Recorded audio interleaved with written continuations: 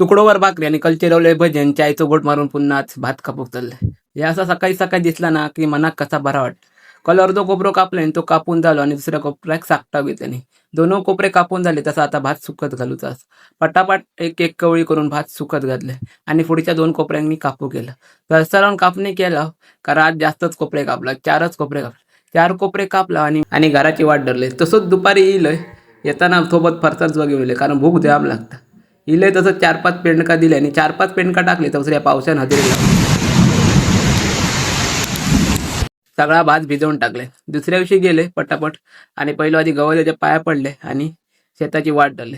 कल दिसणारा भारीपैकी भात आज सगळा झोपवून टाकलाय. सगळ्याचा वाटा करून टाकलाय. म्हणतात ना देणारा तोच आणि घेणारा सुद्धा तोच असा. सगळे कवळे सुकत घालूचे नाहीत कारण आज पाणी कोपऱ्यात जसा काय पाणी थांबला नाही. जेवढा सुकाय आता भात तेवढा जोडूचा असा आणि वला ते सुकत घालूचा असा. पटापट उकलले कवळी आणि सुकत घालूक सुरुवात केले. एक एक कवळी करून सगळा भात सुकत घातले आणि जेवढा सुक्या होता त्याका भाता झोडू घेतला. सरसरान भात झोडू घेतला आणि ऊन लागला आमचा डोक्यात करपाक लागला म्हणून आम्ही सावळत घेतला. आज सगळा भात झोडल्याशिवाय घरात जाऊचा नाही असा ठरवण्यात दिला कारण कालच्या की पावसानं जर पुन्हा वाट लावली तर सगळ्या भाताची वाट लागा शकता. म्हणून पटापट पेंडका टाकले आणि भात झोडू घेतले कारण पाऊस कधी येत आणि काय करीत त्या सांगू शकत नाही. सकाळी 8 वाजता शेतात दिले आणि कधी 2:30 वाजले समजला नाही. पोटात तर कावळे ओरडा लागले. पटापट सगळे भाताचे मोठले भरलाय आणि घराची वाट दिली. शेती नाही तर मजा नाही, शेती ही होईच. मोठले घेतले आणि घराचे वाटलेले. चला भेटूया पुढच्या वेळी. तोपर्यंत चॅनलला नक्की सबस्क्राईब करा.